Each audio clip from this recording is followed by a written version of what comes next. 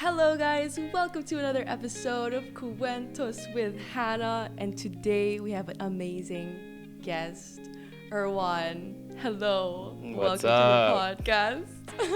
Hi, everyone. My name's Erwan. I run a production company called the Fat Kid Inside Studios, and we have a publishing platform called Feature online. Not feeder. Feature, yeah. So a lot of people thought it was feeder, but it's like a play on words. So I didn't really want to correct anyone. So it's really up to anyone what they wanna call it. And just to state the obvious, guys, y'all know I go above and beyond with my visuals, but right now my camera is not being nice to me. So we're gonna have to settle for my computer's camera. But that's alright because we're here for the content, yes. Exactly. I'm actually going to share with you a question that we got from a viewer because that's the way that we do it here on the podcast. And I'll do a little bit of an insight on why I chose this question, but let's listen to it first. Hi Hannah, I'm Steffi from the Philippines.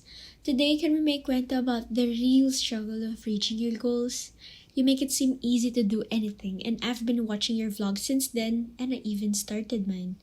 But it seems like there's nothing right going on about what I'm doing even though I feel happy doing it. I wish you would go in depth about this. Since you're one of my inspirations, it would be so great if you could help me achieve it in a little way. I was greatly inspired by the way you talked during the time I attended your event in SM Aura and I wanted to hear more specifically about this topic. Thank you. Little bit of a backstory. When I graduated from high school, and I'm not sure how old Steffi is, but maybe she isn't around that time. When I graduated from high school, I was very frustrated because I was looking for a mold to fill in the world, right? Like somebody that I could look up to, somebody that I can follow suit of, and I could not find that at all. And while I was creating my outline and doing a little bit of research about you, but not too much because I want to hear things from you as well, I realized that you were a trailblazer or a seasoned veteran for a lot of the industries that I personally want to explore. And, that's film, travel, fitness, and food. And so you're definitely somebody that has already achieved or is continuing to achieve the goals that I personally have for myself. And so in one statement, the question she asked me, I am asking you. And you do all of these things not just bare minimum, but with excellence, right? So yeah, that's why I wanted to talk about achieving goals today. Steffi's question is a great starting point, but not so much. I mean, the content of the question is great, but for me, it's a reflection of where people from younger generations are coming from in terms of what an achievement is for them and what they define as success. Yes. Which I think is so important. And I probably think about this more now that I'm a father and I kind of have a daughter and I see... You kind of have a daughter. Yeah, I kind of have a daughter. But I see how I can influence her, how her personality and how she sees the world and all that. And I think it's something that has to do with this young generation where people feel like they need to be successful in everything that they do right away. Yeah. And if I had that mentality right from the back about after school or after college, I wouldn't have been able to achieve anything because you set this expectation of success so high that you're too scared to take that first step.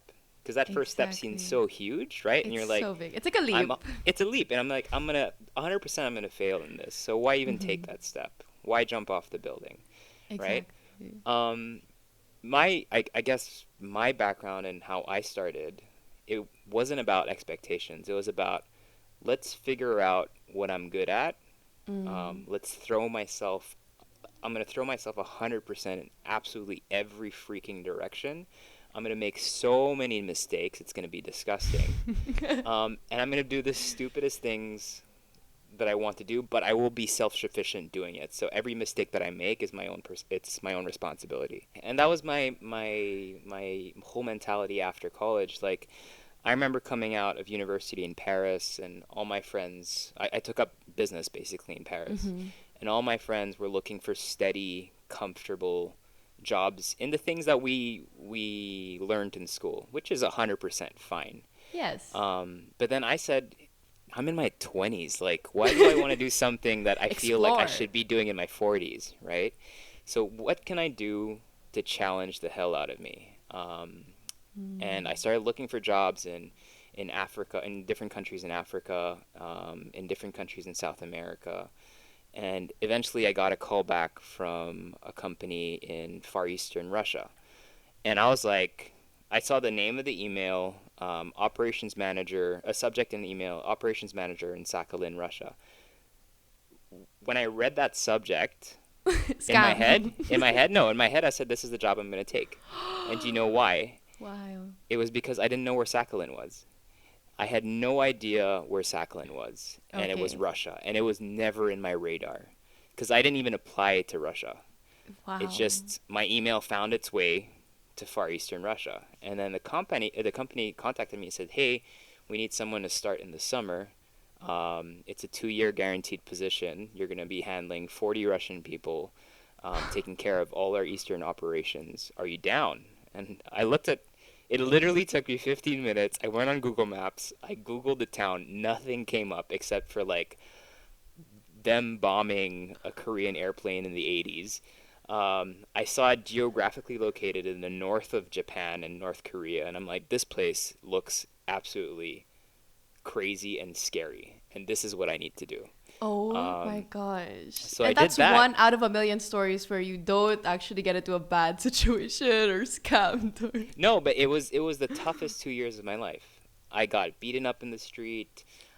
People in that area of Russia aren't very friendly to foreigners. There's Wow. racial slurs.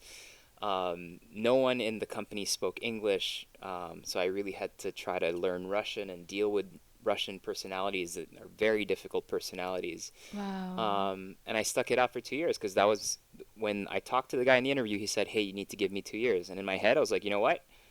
I can either complain and quit, or I can give you 2 years. Oh my Um, gosh. and that's because I knew that 2 years is nothing. It's absolutely nothing. In the grand scheme of Um, things. exactly. And that's why Yeah. my mentality was always about putting in the time and putting in the Mm. work. My dad and my mom both came from very modest families, very small, I mean, very big families that didn't have much growing up. And my dad started becoming really successful in his 40s Mhm. and his 50s. Mhm. And so who am I and who's everyone today in their 20s To think, right? demanding to be successful? And I'm sure Wow. you can talk to a lot of people and they have that same story about their parents. So they're your best teachers. Look at your parents. When were they successful? When were their grandparents successful? Yeah. Some people stayed 20 years in a job. Yeah. Um, so once I learned that, then I really, from then on, it was all about what am I passionate about? What do I love doing? Just do it. And then if eventually you can figure out if you can make that into something, make that into a career, why not? But Mhm. what was really important is I never once let go of the responsibility of being self sufficient, like I said in the beginning. So while I was doing Yes. all this, while I was pursuing my passions, I was working a 9 to 5 job. I was working corporate Mm. because that teaches you so much. It teaches you responsibility, time management, structure, all very Exactly. boring things But important. that have helped me so much in developing um, this career that I now have that 10 years ago didn't even have a label. Like, we started creating Exactly. content. Okay, wait, listen. This Yeah. is what I had to say. Okay. And that's exactly like right the point that I was going to say. Is usually some people, come out of the womb and they're like, I want to be this when I grow up. But I feel like I was going to ask you, what did you say you wanted to be when you grew up? Because you practically made the career that you have right now. That was, those careers that you are doing right now, that you're pursuing right now, were not even concepts back then. So like, what was that for you? It was not like necessarily we're going for a goal, but you created the goal as you went by, as long as you had that mindset. Like it's completely backwards. Because a lot of times when you do something and you're so focused at doing it, you very, very rarely realize what you're doing. Yes. As you get lost in it. Yeah. And if you tell me now that I've been creating content now for over 12 years. I have no idea where those 12 years went, and I can't recap. Yeah. I can't recap how we went from there to here. It's impossible because it just all happened. But what I can tell you is that the thing I always repeat to people all the time, I never pursued this as a career. And I think that was what helped me become successful in it, Wow. is because I didn't expect anything from it. Yes. I've been doing it for 12 years. I only have been doing it as a full-time job for maybe 6 years. So imagine it took me 6 years of doing something really passionately to decide, Yes. hey, there's a business opportunity here. Um, Exactly. and I think that's so key because I think a lot of people, and there's a lot of data coming out of colleges and high schools now, a lot of people come out and they say, hey, I want to be a content creator, right? And each time someone tells me that, I'm just like, hey, maybe it's possible. I'm sure there's probably a lot of really successful content creators who came out of school saying they want to be content creators, Yes. but I can vouch that it's probably not the majority. A lot of people Yeah. just probably naturally fell into it, right? Exactly. And that's actually what happened to be. And I think like oh my gosh, I had a really good question and it flew away. Come back. It'll circle back. Come back. Anyway, but yeah, like that idea that people think that it's like the, well, number one, people don't know what it entails to be a content creator. You know, you only see what you see, but it's really not the full story. But at the same time, like for you, for example, I wonder what term do you like using? Because before, if someone would say, "What do you do?" I'm a YouTuber. That's not necessarily a that's not a job position. That's not a role. But nowadays, it's becoming a job position, or you know, some people don't like to be called content creators or influencers, or you know, like what do you like to be called? I guess. I think I think there's a need for labels, but it's also just frustrating that people need labels. Yeah. That's so true. Influencer, I've always seen that more as an adjective, because Yes.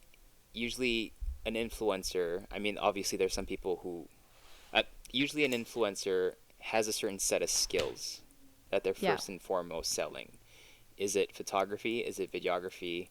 Is it art? Is it's something you're doing You're something influencing something. Yeah. correct. You're influential in a certain sphere or a certain art or a certain format.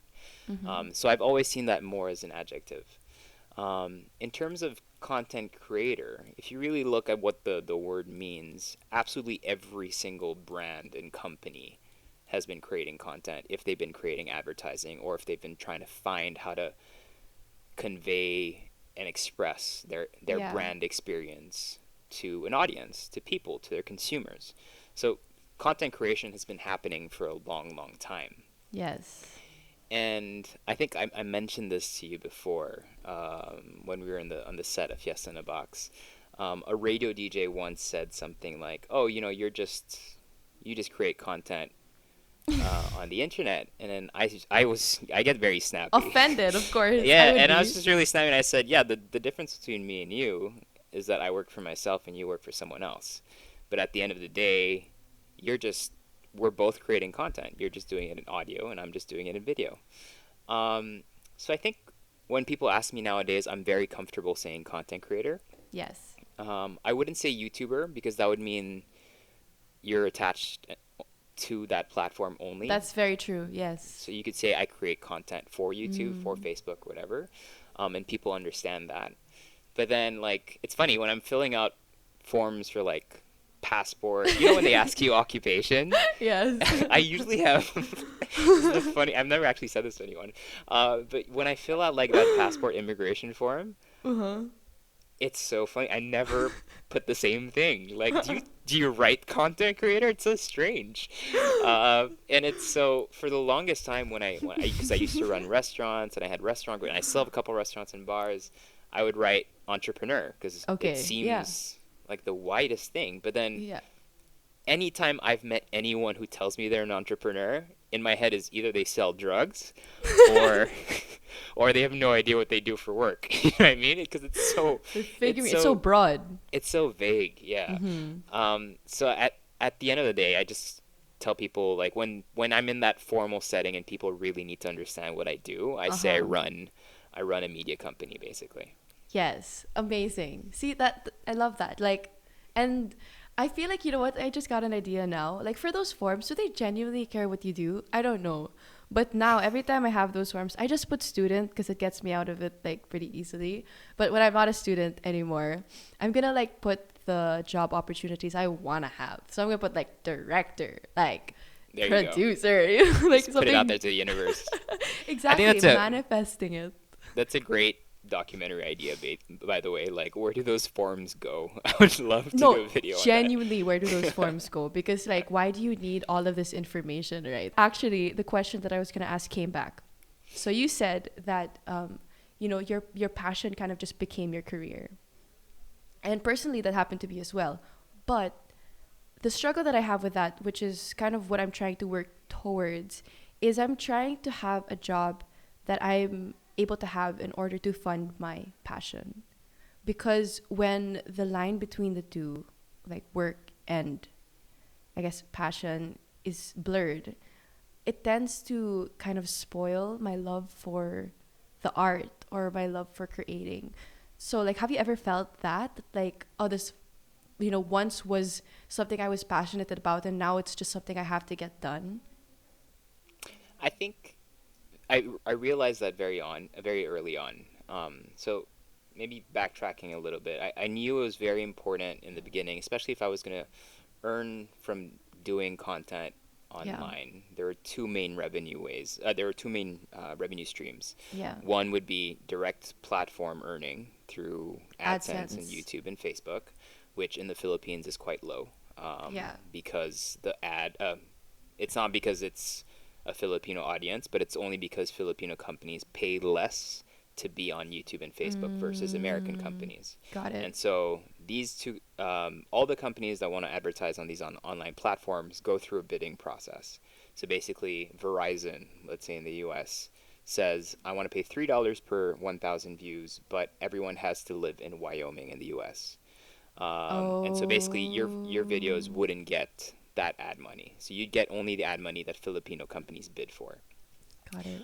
which makes the CPM much lower. So I knew that because of that, and because I wanted to build a company and not be alone in this, I knew I had to focus on direct brand advertising and integration and content. Um, you're you're coming in at a time when this has already been settled. Yeah. No one cares if you're doing branded content. It's cool. You need to earn. You need to eat, right? Which is sweet. Um, That's so great. exactly. Us, when we first started, because we were doing it as a passion, once we started doing brand content, we were sellouts. Yes. 100%. It's like, why Yes. am I watching an ad? Why am I watching this and this and that?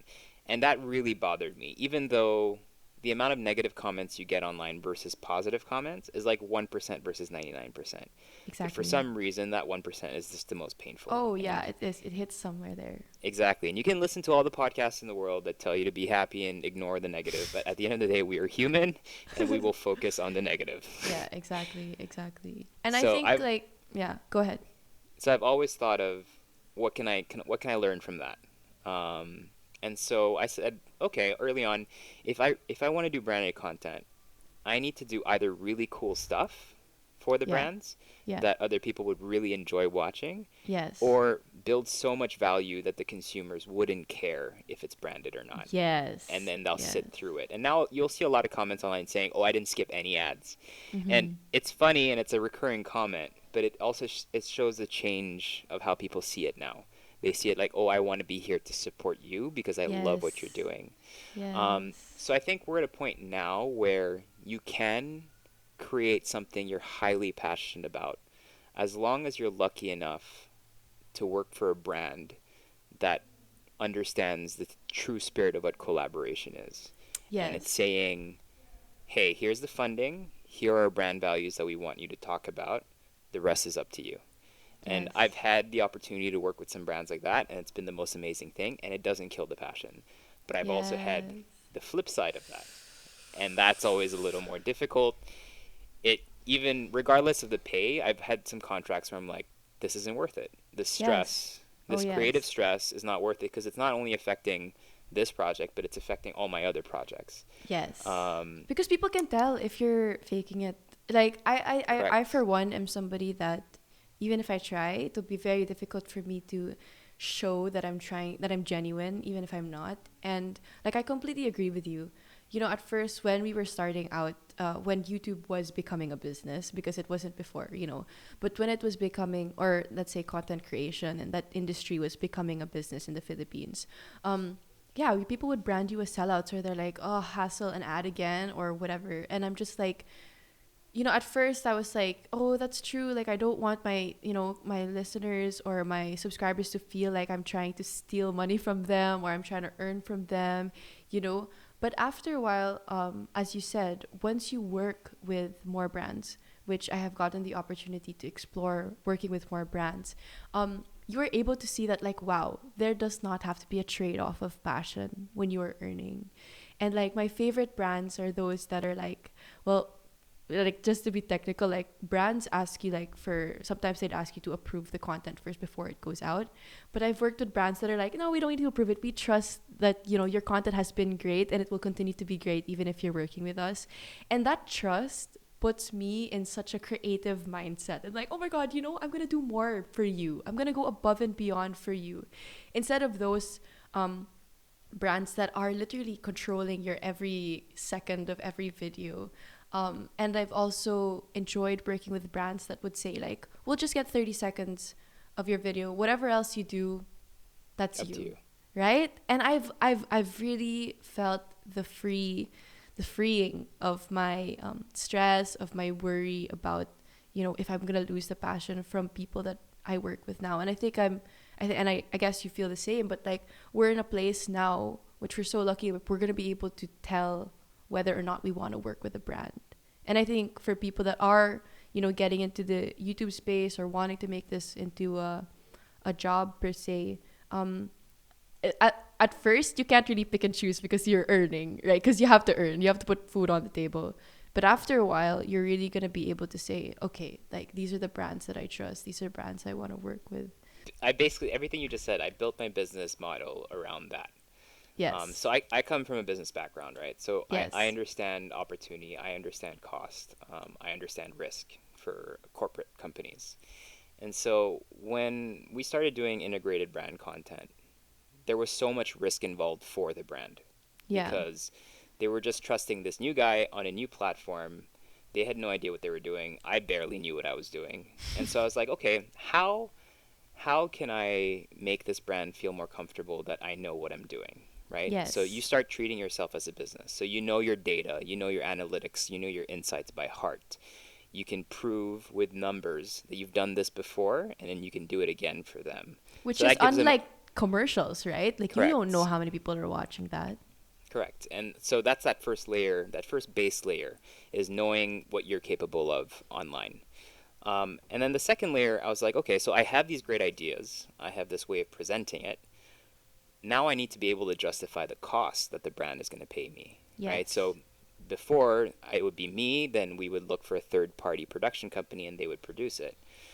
That production company and myself, if the company had chosen the production company, if we didn't see eye to eye, it'd be terrible. So that's why I built my own production company. Because then now I can Yes. come to the brand and say, okay, this is the concept, and 100% I can guarantee you at this price that I can do something of this quality. And that Yes. gave the brands, again, a second level of comfort. So everything that I've always done in terms of scaling the business was Mm-hmm. to make sure that brands felt like Yeah. we were taking their hands and we were basically taking them through the process and said, hey, we've done this, and exactly what you said, if the brands were cool, we would do so much more than we actually set out to do. Exactly. And the brands absolutely loved it. And then as we kind of grew into the business, we took it a step further. We realized one of the biggest issues with integrated campaigns was that the brands, you had young people at mid-level management that were pitching influencers and branded online content to their marketing managing bosses who were 50, who are then saying, okay, we need to get this approved by a 60-year-old. Now, I'm not ageist or anything. I'm No, I not. know what you mean. I know what you mean, though. But The because there was generation a gap. Correct. And because of that generation gap, it means there was an education gap in terms of what's Yes. actually possible, right? Are you going to Yes. spend 6 million pesos to put a TV ad on a cable network, or are you going to spend 150,000 pesos to put it online? Exactly. Um, and again, those two things are very important. Those two things still have a place, but it really depends on what your objectives are. So what we started doing was road shows. So I would randomly call up brands and say, "Hey, I have a pitch deck. Do you have 15 minutes? I just want to explain to you what we're doing online, the Wow. opportunities that we see, and how we see this being a big thing moving on." And so during this time, I actually very would rarely talk about myself. I would talk about the space, about influencer marketing, about online content marketing. I would show them personal insights from what we were doing, showing them how we can justify costs. And at the end, I'd say, hey, this is what we do. If you're interested, so basically like a seminar. If you're interested, Exactly. let us know. Yeah. And that changed everything. And then all of a sudden, you had some old school brands that didn't understand it that now appreciated the fact that, oh, this guy knows what he's talking about. And then they would send us, sometimes it would pan out, sometimes it would just develop that relationship. And then sometimes I get random texts on Viber and WhatsApp, hey, everyone, what do you think about this idea or this idea? And so you become a bouncing ball in this Exactly. creative space, and that's so important. And little did all of us upcoming creators know that Erwan's 15-minute calls was the one that paved the way for for all of these brand opportunities that are happening now on the platform. But no, really, like I feel like there has been such a major shift, especially with this pandemic, from TV, traditional media, to now, you know, online. And I really love that brands are being able to see the importance and the respect that they should have for content creators, because I feel like starting out it was kind of a, oh, you just make online content or you just make a YouTube video, but it's like, dude, like the amount of work it takes, as you said, you'd either pay 6 million pesos for a whole production company, for getting a set, for getting an editor, director, everything, or you pay one person, well, in my case, right, you pay one person to be the talent, to be the producer, to be the platform, and the cost is like a fraction of the price. And I love how brands are able to see that now, and the way in which they advertise is more malleable, because before it wasn't very malleable, and that's what you said, like brands would ask you to literally have a script, and I'm like, my followers are not gonna buy that, like like I just have to be open with them and say, I want to give you a good name, right? I want to make you look good. But for me and some of the kind of like the old guard that started 10 years ago, a decade ago, it was all about kind of like normalizing our place in digital marketing. And I remember I Yes. was at a talk and someone in the audience asked me, hey, everyone, what would you advise a brand that is currently putting 100% of their marketing budget in influencer marketing? And I didn't even think about it. I have word vomit at times. And so he asked this question in front of like close to maybe 400 people. And I said, oh, I think that brand's being really stupid. And the whole the whole audience went quiet because this was it was a talk about influencer marketing, and I said, no, Yeah. look, like, let's be very clear here. Influencer marketing is a subset of social media marketing, and social media marketing is a subset of digital marketing, and digital marketing is a subset of marketing. And so Yes. you need, as a brand, to understand that you need to dedicate certain percentages of your marketing budget to these different kind of categories and verticals. And that's why I told a brand, if you were to pay me all your marketing budget to do a campaign for you, and your product success is sink or swim on my shoulders, I tell you no, I'm Whoa. not going to take that. Yeah, of course. Uh, That's so much and pressure. so I still think that's really important. And so, but what we try to work hard on is to make sure that we are part of that conversation. We are part of that vertical. We have that Um, percentage. exactly. And each time I talk to a client, I say, "What? Let me know what else you're doing online. I don't want to just know what I'm doing. I want to know what your overall 360 marketing campaign is, because then I can better Yes. tailor make what I'm making so that hopefully it looks more holistic, but it also helps out your other campaigns that you're doing on the side." What are some like assumptions that people have about the online space and working as, a content creator that you want to debunk? Um, Number one would be the word vlog. I have nothing against vloggers. I think we are today reaping the benefits of what the vloggers brought onto the platform. That personality, that virality, which we Yeah. didn't really have before. Yeah. You know, the reason why celebrities are joining the platform now is because the vlogging format is a gateway format. Yes. It's probably the one that you could do on the fly the most. Yes. But I think it's a misconception to think that anyone who creates online content is a vlogger. When we shoot our videos, we're like three. Well, you saw the sets and everything. Yes. That was a big Huge, set. huge But set. even our smaller ones, it's usually an audio guy, it's two cameramen, it's two camera systems, it's SSDs, it's producers, it's editors. So you start skirting that line between TV production and online production. Yes. I still feel like we do things smaller scale, obviously. But I think that's the number one misconception. And then the other misconception is that negative word that vlogging has now gotten. Why do you think?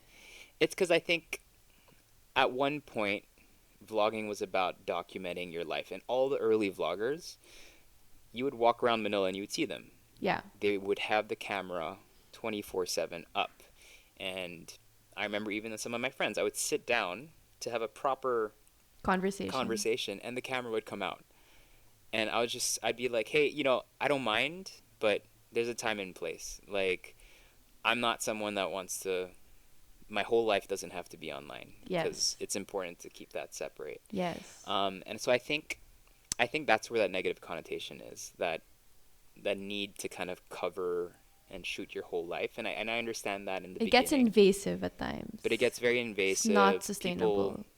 Viewers get annoyed at one point.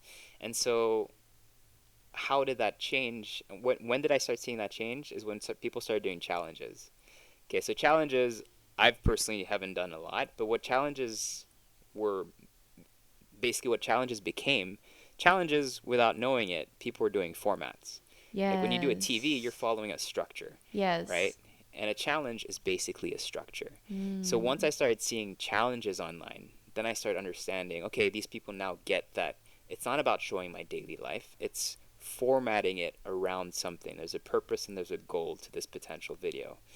And so now I think when you speak about vloggers, a lot of them are actually very meticulous in how they plan, how they edit, how they VO, right? Yeah. So a lot of the times people think, and this is, remember when we talked about your daily vlog and stuff like that. Yeah, exactly.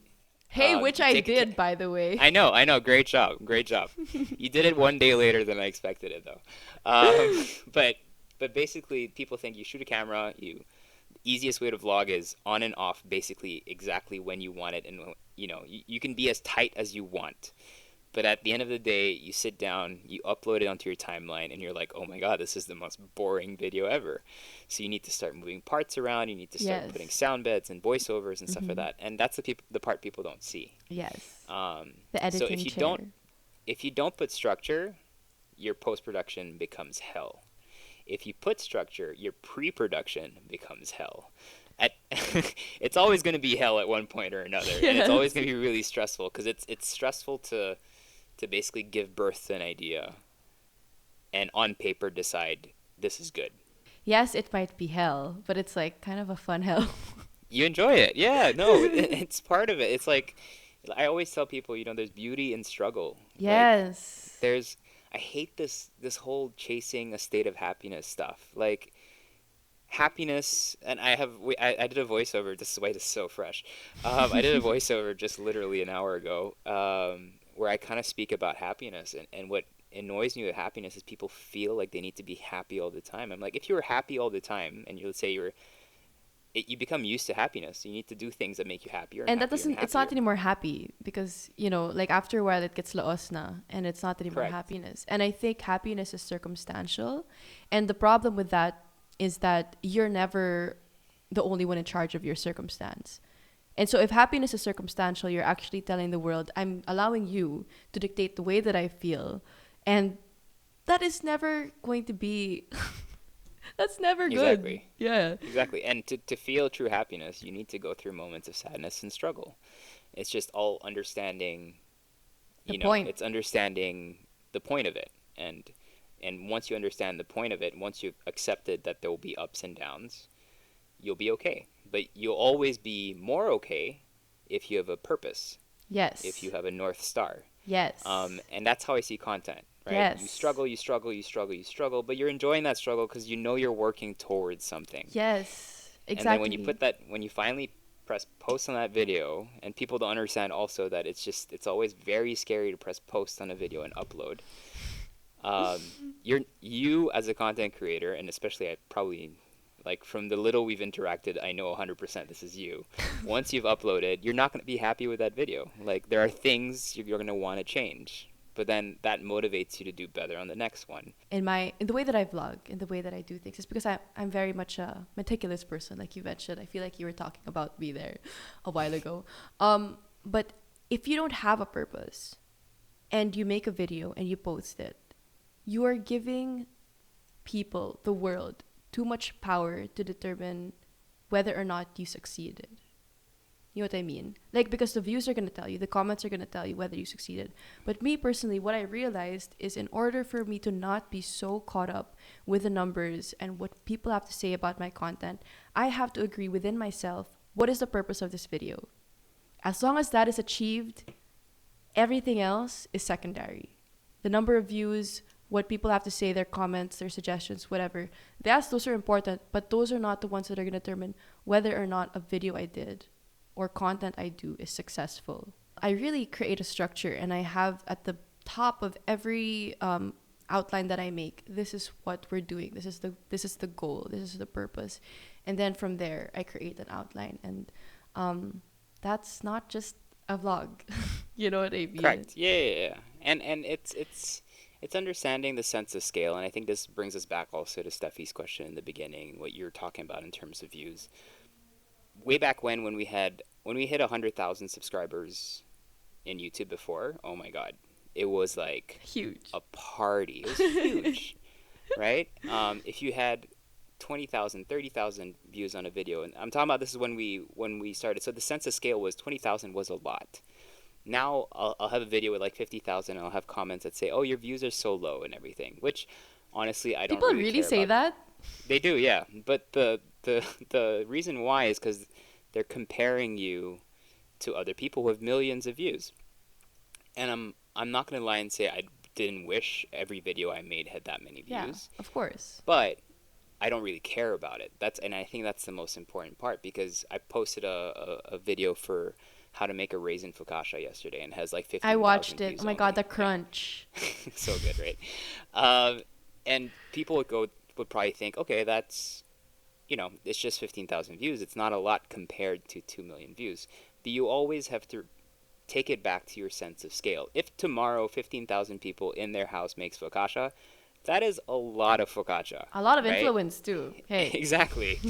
Another one is when people used to write cookbooks, which is kind of more of where I am, my thread. They would sell, one copy would sell 10, 20,000 copies, and it would be considered a bestseller. But Oh, but you're like, okay, but 15,000 views on a video is not enough. You know what I mean? yes. So you really have to bring it back to your sense of scale, and that comes from personal perspective. And if you were talking to me 10 years from now, I'd be a very different person. But Mm-hmm. because I'm a bit more mature now, Yeah. I understand that perspective, and I understand that it's so important to keep, or else you go crazy. Because Oh once you yeah. get caught up in the views, you're never going to be the best. First of all, we're not the best at what we do. It Let's will be never very be the clear. best. There's always gonna be Exactly. someone. If you chase that, you're never going to be happy, and it's going to be so sad. And Exactly. that's why a lot of YouTubers burn out, is because once they see their views start dipping, they take that as a sign that they should quit. And honestly, I was in that place because as I we talked about this briefly when we saw each other, but because of the pandemic, because of ABS-CBN shutdown, so many of the traditional entertainers moved to the YouTube space. And so suddenly it was a very saturated platform, which is not bad. I'm glad that we have more people. I'm glad that there are more people, drawing viewers to the platform. But it also definitely shifted things in a way that was very like a fast change.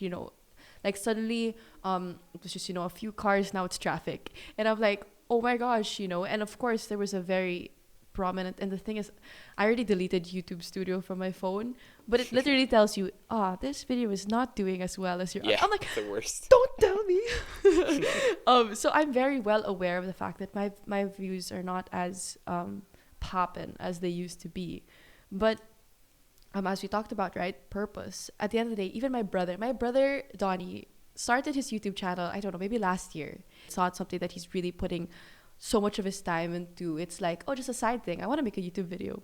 But he has more subscribers than me already. And I've been doing it far longer than he has. But he's my constant North Star that I'm like, quiz, I'm getting stressed out. Like, this is not performing as well. He's like, wait, keep quiet. Like, stop. First of all, it's not about the number, but it's about like the quality of the people that are watching you. Like, what are they saying? What are they saying about your video? Like, are they saying, you're so cute? Or, oh, I want to be you, how to be you? Or are they saying, this is absolutely changing my life? Or after I watched this, I decided to go to this college and I never thought I'd decide. You know what I mean? So I have to consistently, as you said, go back to that. What is my North Star? What is the thing that's, why did I start this out in the first place? Or else, if not, like you said, burnout, gonna quit the platform, not gonna do it anymore. So perspective is so important if you want to find a place on the space. But I think it's also key, like what you said a while ago, in terms of you want to try to find something sustainable. Of course. So that you could still do your passion, but still work and earn on the side, which are two very important things. And I think for any YouTubers or influencers, or even, yourself, if the way I've always looked at it is through all this experience, you've developed a certain set of skills. Mm-hmm. And these are the skills that you can monetize. Like, don't think about the style of videos or the format of videos or what you're really passionate about making. Think about what's the base skill that you've developed there, right? Yeah. So, and that skill set from time immemorial, blacksmiths and freaking, I don't know, horse groomers, those are skill sets, and people made money from those skill sets. Exactly. And so you should be earning from your skill set. Yeah. So everyone needs to look deep down and say, what am I actually really good at? And I'm better than most people at. Yeah. And then I can charge for that. And that's when you can start separating what you do for passion and what you do for work. For those who didn't know, I just wanted to say, yes, I was featured in Erwan's channel, Feature. And we did a cooking show with Andre Lagdameo. So if you would like to check that out, please do. I'll leave the link down below. But I wanted to ask you, when did you decide for your one-man show channel to finally become a team? Even before you named it Feature. When did you say, like, this is time to evolve? What people probably don't understand online is that volume and consistency are things that are required from the platforms. So I don't know how algorithms work, but I do know that they reward consistency. Yes. So the more not the more you post, but if you post a certain amount at per a month, specific time.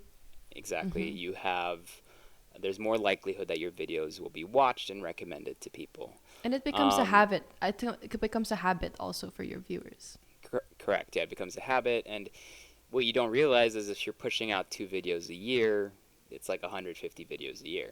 And especially when, like me before, it was mostly recipes. So let's say you're developing 150 to 200 recipes a year, because some videos have like 4 recipes in them. Most people, when they make cookbooks, it's usually 100 recipes in a book that they publish every 4 or 5 years. Wow. So that volume, that requirement for volume turnover is very tiring. The turnover. And me personally, as I was building a company and as I was starting to sell my skill set and starting to make my money from my skill set, which was not Erwan the host, but Erwan the director, Erwan the executive producer, Erwan the creative for commercials and ads.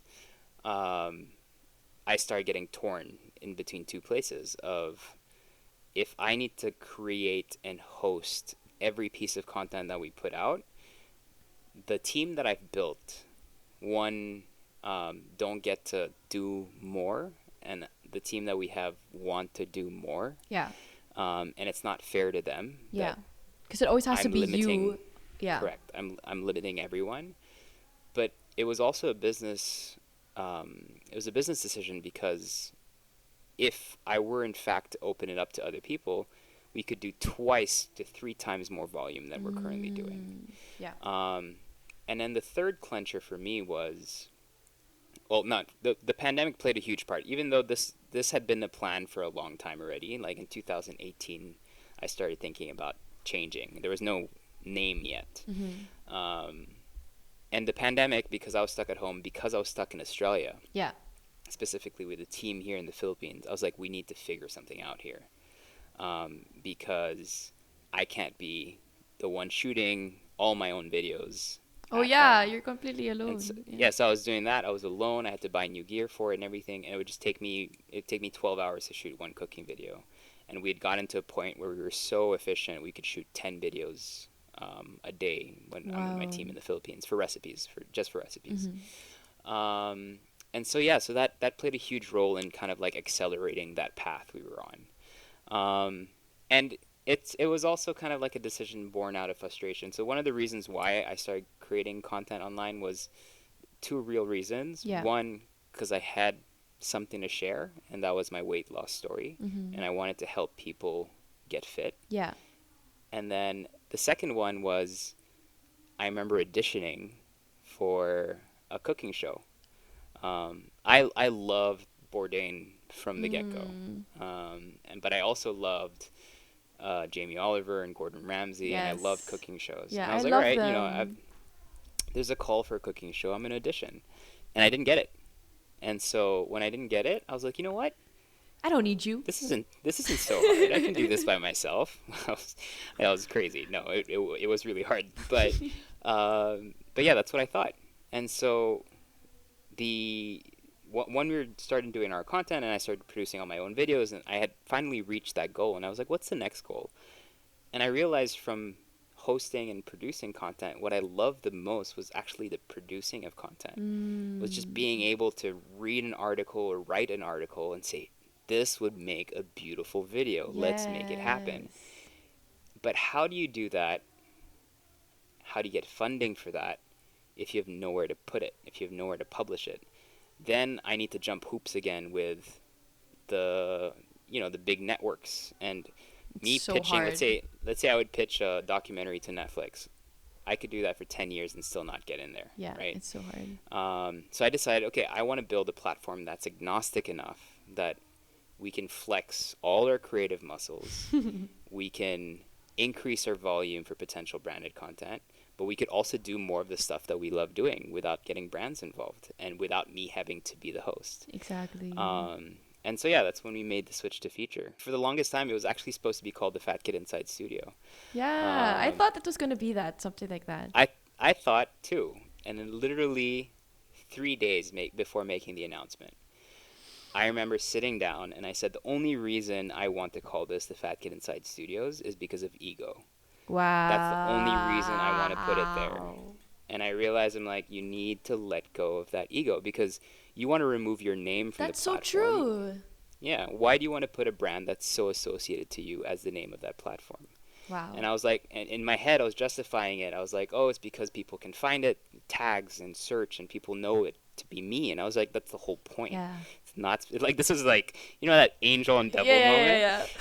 And then I sat down and I was like, everyone stop being egoistical and just change the name. And then I started thinking, and I'm like, what's the whole point of this platform? I'm like, I just want to be able to feature other people. That's so good. And then I was like, okay, feature, that sounds good. And then we started playing around with the letters and everything, and then we made it happen. I love it. And for those that don't know, Erwan actually started on YouTube, like also making like documentaries, like travel videos. You were making travel videos like what, 10 years ago, you mentioned? Yeah. Yeah. Yeah. But the medium in which like I watch documentaries, for example, YouTube, Netflix, those weren't things back then. How did you like get into that idea, like, oh, I want to video this, or I want to make like travel documentaries? Like, I've always been a huge believer in justifying your art and doing and proving that you can do something by actually doing it instead of just talking about it. Yes. Um, and I knew travel formats were going to be a big thing, and brands would start looking at it. And I just want an excuse to travel too, but to be able to justify it as work.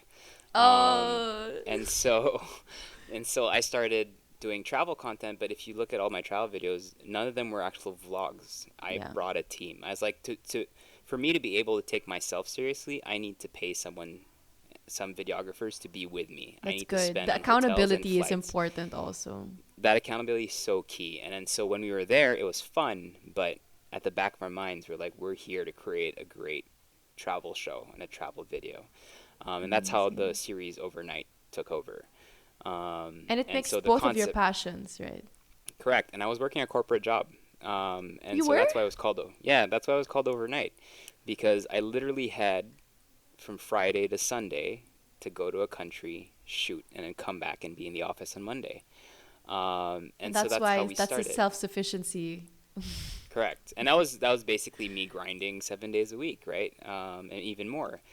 And yeah, and then after I shot the first few ones, I said, hey, these are actually good. Like, and I very rarely say that about my videos, but Yeah.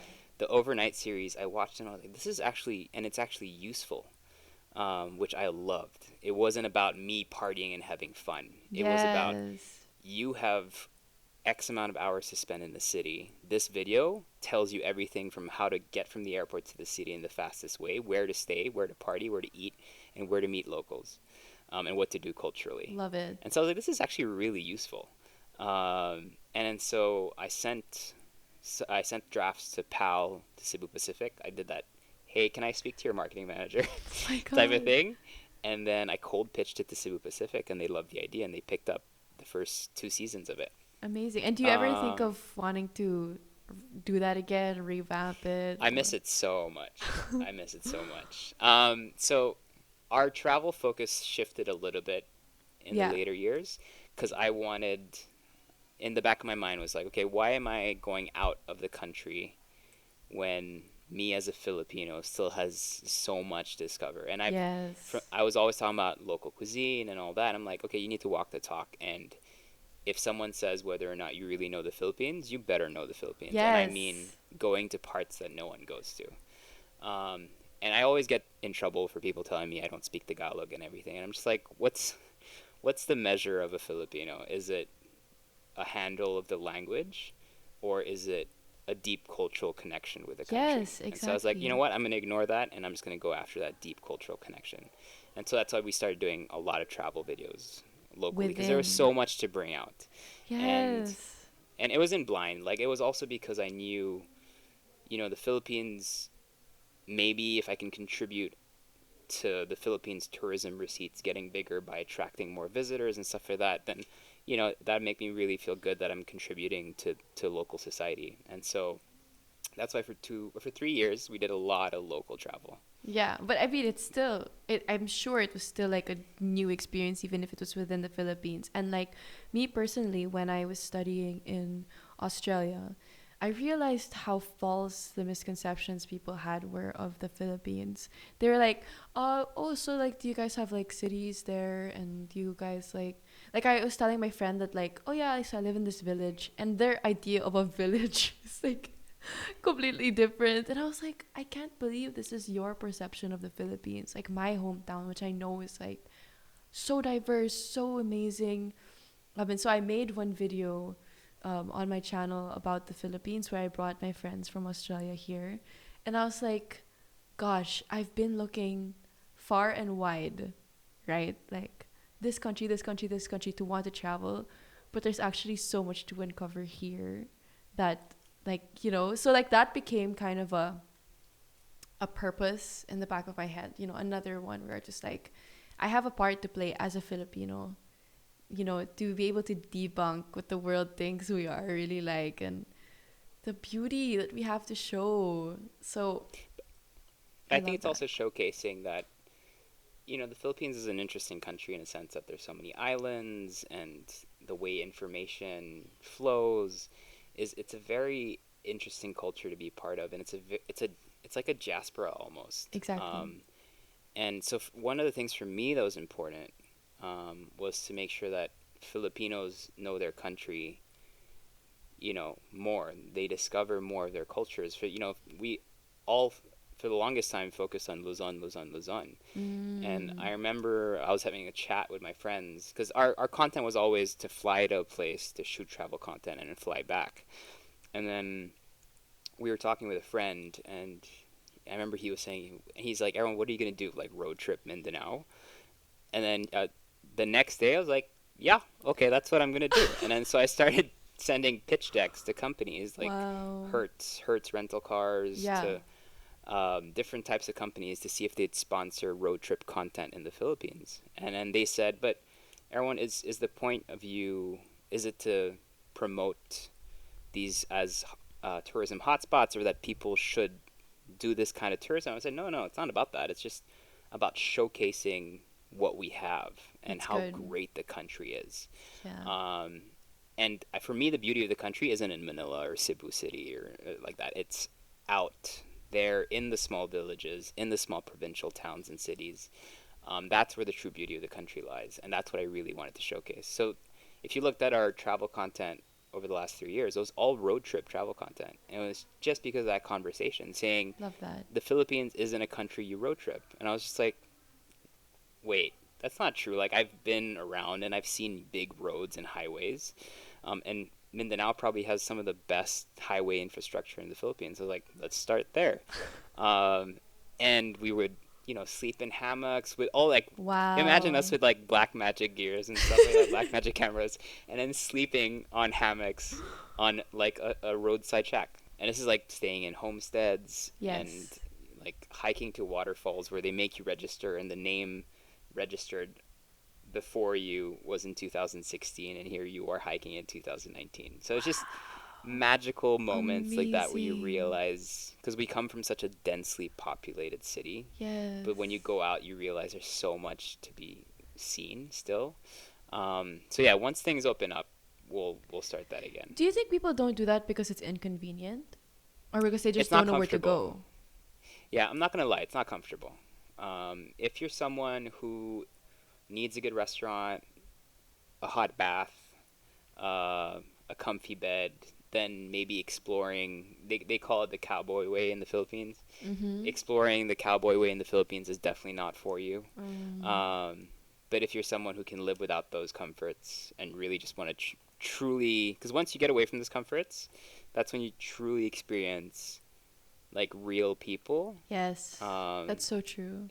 like we spent a couple of days with fishermen in Batanes, and literally we were with them like fishing out on tiny boats at 4 in the morning, huge waves, and it was just me and one guy, and he barely Wow. spoke English, and I barely spoke his language, but still we connected in such a magical way over just something so manual like fishing. And he was one of the only fishermen in the Philippines that I had interviewed, because I'd interviewed a bunch of farmers and fishermen at this Yeah. point, who was just in love with what he was doing. Like he was so happy to be out in the sea. Like, and it was so, to now it gives me like shivers because it was so beautiful. I Oh. loved it so much.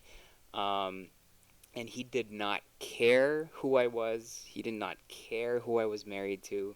The guy was growing his own pet chai and carrots in his backyard. He was self-sustaining with fishing his own fish.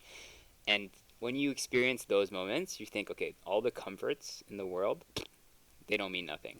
Yeah. Cause, and it just makes you that much more human once you can start relating to other people and start understanding other people's realities.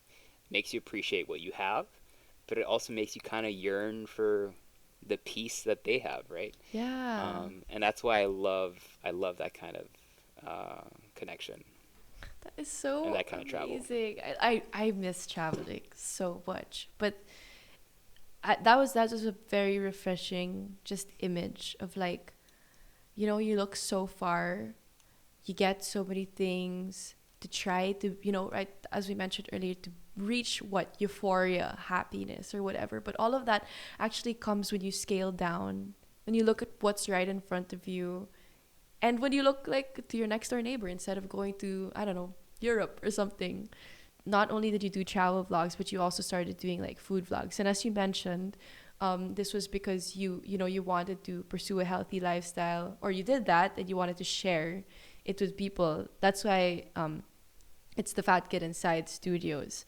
So when did you decide, okay, this fat kid outside is gonna is gonna become inside instead? Because I'm sure that there are a lot of people listening right now through this pandemic struggling to get fit. Just like me. What was that for you?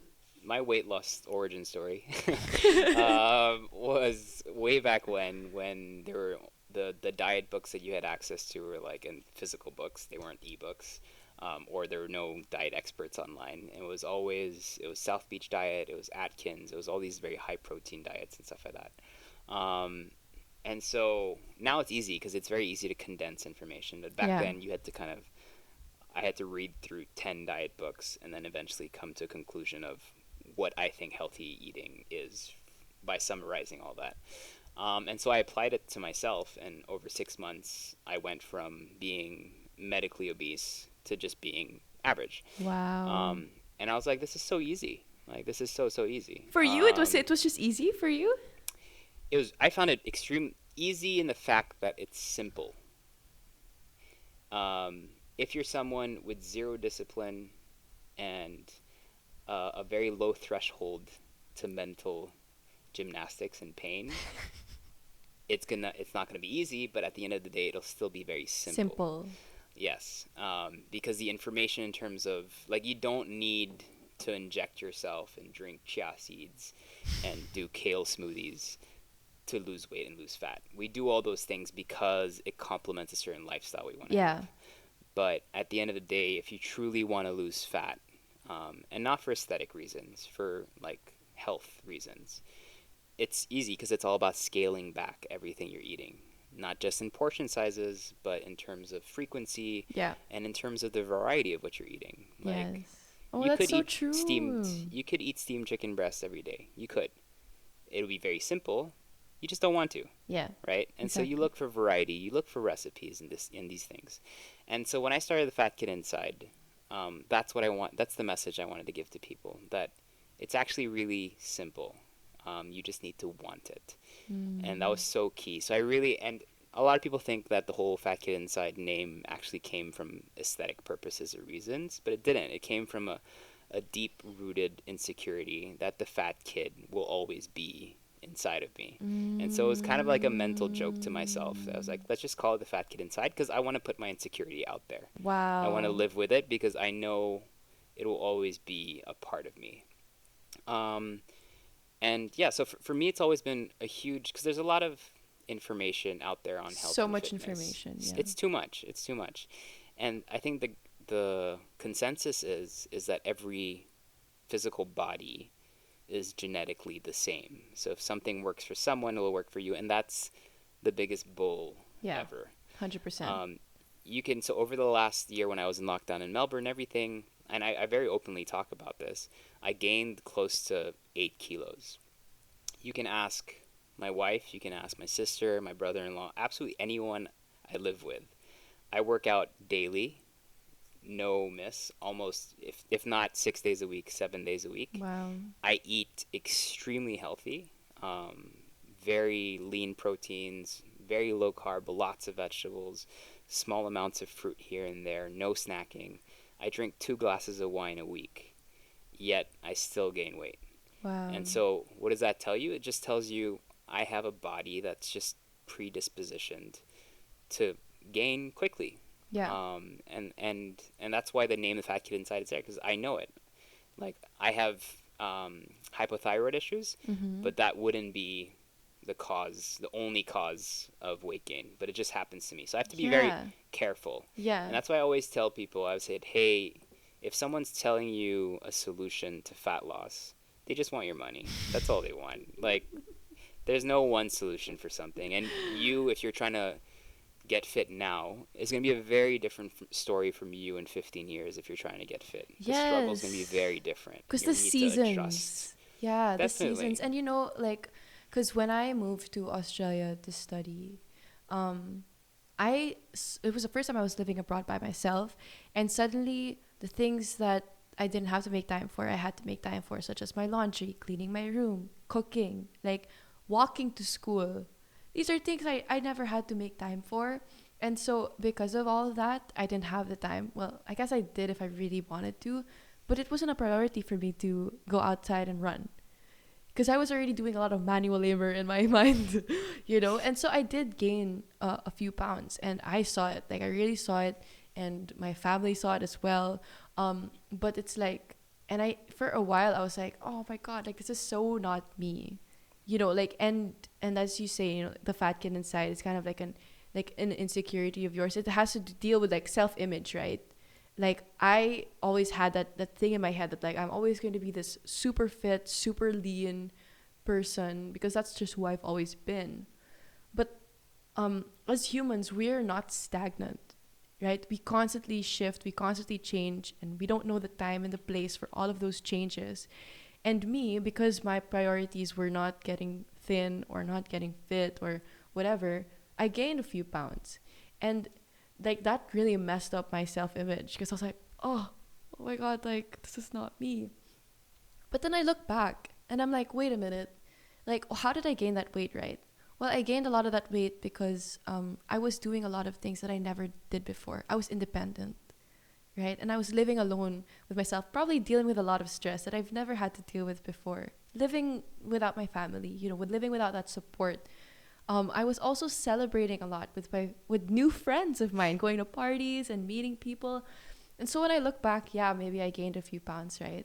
But wow, the season that happened, like trumps the Yeah. how I looked, right? And I think that's something that like people have to I have to like get rid of in my head, that like the way you look is more important than the experience that you go through or the season that you know what I mean.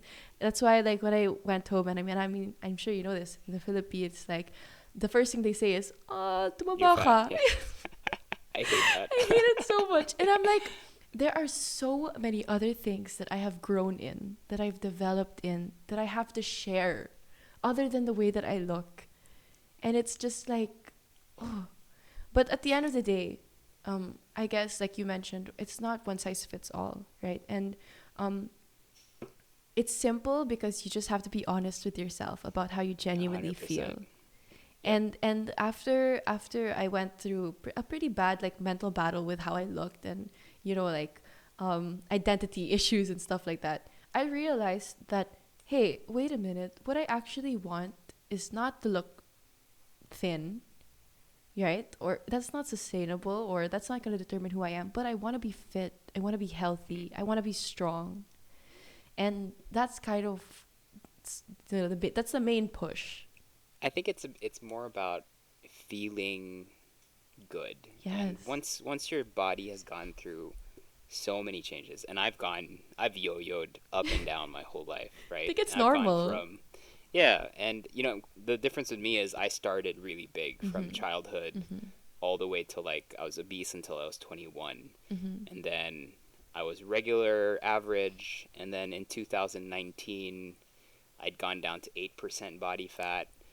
So I was like super dry and ripped, but I never posted it. You know why I never posted shirtless pictures or anything, but very rarely? Why? Because I still felt like I wasn't fit enough. But then I Wow. look at pictures now and I'm like, oh my God, I was ripped. I should have posted these. No, but really, but I felt There's really always good. TBT. Yeah, exactly. That's true. I wasn't feeling like Enough. gaunt or skinny or anything like that. I felt good. I felt really fit. Um, and I think when you say you want to be strong, like there was a huge switch, which I think is that I loved. That it was used to be skinny is sexy, and then now is strong is sexy. But I still Yes. feel like we need to evolve from that. Yeah. I still feel like we need to evolve from. It really does come down to personal feeling, because unless you've gained 30, 40 kilos, then honestly the people around you don't care. Yeah, they Like, don't. as long as you're not like medically unhealthy, as long as your weight gain isn't affecting the way you live life and what you can do physically and mentally, then I think the only person that really cares about what Is you look you. like is you. That's it. And it's really a mental thing. And that's why for me now, it's not necessarily what I look like, it's really what I feel like. And now that I'm like, maybe I've lost some weight already, but I'm like still 7 kilos, I feel heavy. Like when I go running, when I run, I used to be able to run 21K in an hour 40 just for fun, right? I could do a 10K run in 50 minutes as a warm up. Like My that was God. that was my warm up.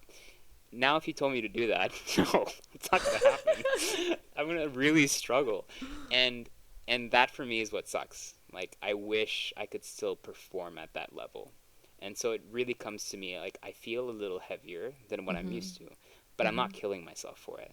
I'm still living Exactly. life, which I think is really important. Yes, it's you have to know what the motivation is behind it, or else you're just gonna get lost. I personally feel like in order to make lifestyle like this sustainable, you have to have for yourself limitations and kind of rules that you put in place. For me, for example, it's like I try to do like one sweet meal a day because I love sweets. Like I love sugar. So one sweet meal, and I also do like IF, which has been like life changing for me. And I also like try my best to work out in the morning. Like Yeah, it's that concept of you eat the frog. Have you ever heard of that? exactly. Yeah, Because you have to just do the thing that you hate the most, or the thing that's gonna take the most effort first, or else you won't get it done. That's what I've realized, going through the process. That's me. But that only applies to me sometimes. But like, what is that for you? that structure is so important. So my alarm goes off at 5 a.m. every morning, and I'm up at 5. Yep, because I have a baby, so she's gonna be up at 7:30. True, true. So I'm up at 5, and I get that all done right from the get go. That's like the number one thing I do. The other limitation that I set is I can only drink alcohol on weekends. So I'm not a heavy drinker. I've never been a heavy drinker. Yeah, me also. But I enjoy wine. So I'll only, and that's especially when you're work from home. A lot of the times, for me to be able to feel like it's the weekend, like after we talk today, I'm gonna have a Yeah. glass of red wine, and it's just gonna Yeah. feel like it's Friday, Oh, right? I love And that. Yeah. I like that ritual. And if Yes. French people, especially in France, when it comes to wine, wine is not necessarily about you drinking a whole bottle. It's the ritual of wine. Yes. That's my Um, dad. Yeah. yeah, and I love that. And so that's one of, I guess you could say that's a limitation, but in the same time, it's something I allow myself to do. If And there's then always leeway, that's important. there's Right? always leeway, and it's always important you understand when people talk about fat loss and weight loss online is they very rarely speak of the mind, Yeah. and the mental aspect of weight loss is So the key. that is It's it. without it, voila, you're done. Wala. No. You can work out every day, but if you're not focused on that workout, it's going to be a terrible workout. Yes. You can eat healthy every day, but then if you break emotionally on the weekend and eat 2 tubs of ice cream, your whole week is Because gone. stress is one of the biggest reasons for fat Correct. gain. It's stress, it's happiness, it's Yeah. sleep, and all that's mental, and it's just Yeah. working on yourself. And so, for that to work, you also need to be kind to yourself. You need to be very strict, but you also need to know, you know what? Me eating this ice cream cone today does more good than it does bad because mentally Ah. I just need it a little bit, Yeah. and then tomorrow we'll start again. Cool, no Yeah. stress, right? Once you start stressing about weight loss, you're not going to lose weight. Simple as that. Yeah. Amazing. I love that. Yes, the mental aspect is so important. Okay, well, you have a baby, so you'd have to cook for her. But so let's summarize for our listeners. I hope that you guys have enjoyed this episode so far. But if you guys didn't catch on, or one if you didn't catch on, here's an insight into my hypothetical outline of today. So we talked about you being a foodie and a traveler, talked about you being in film and the content space. And now let's close off what's next for you is a father. Like maybe like now that you are a dad and everything, how has it changed your perspective on like this is a big goal, okay, that everybody has been like this is your first child. Maybe you could just leave us with a bit of an encouragement as a new dad. How can you, let's say all of the Cuentos with Hannah listeners are your your children, how would you encourage them to, reach success, or when they're struggling to achieve their goals, or when they can't see the point of all of this? What would you like to say? I think at this point in time, what's really important is to be patient. I think patience is a value that we're all losing a grip on, simply because we're so used to instant gratification on social media, online, with information. That's why fake news happens, because people are not patient enough to read the article. Wow. That and and I think that's such an important value that our parents had a lot, because Oh, yes. they Snail needed mail. to be, exactly, they needed to be patient. And I think being a father, that's given me that perspective, that things take time, but it's important. It's not, but things take time for a purpose. There's a purpose for things to take time. And like when I see my daughter, and they say, kids are so magical because every day it's something different. And that's what being a father or parent teaches you, is that every day can bring something different. You need to be open to it. And if you're thinking about 150 things a day, if you're freaking out about everything, if you're anxious about not being perfect, not about not being unique, and about not being successful at 25, you will be closing your mind to every single opportunity and every single learning out there. And for you to be able to foster and grow and connect with a community, you need to be open. And your mind can't be flooded with insecurities, with expectations for yourself. You really need to be open to the world, and you need to learn from the world and be a student of the world. The day you think you know everything, you've lost. You always, the thing I always say is, I want to be able to look back from today, from this year, look back last year and say, that guy, Erwan, in 2020 was an idiot. And because you need that personal growth. And yeah, I think that's what I want everyone to kind of realize. Like, if you want to make something happen, the last thing you should be doing is tweeting about it online. Get offline and do something about it. And that's so key. Like, connect with people, right? Learn about people.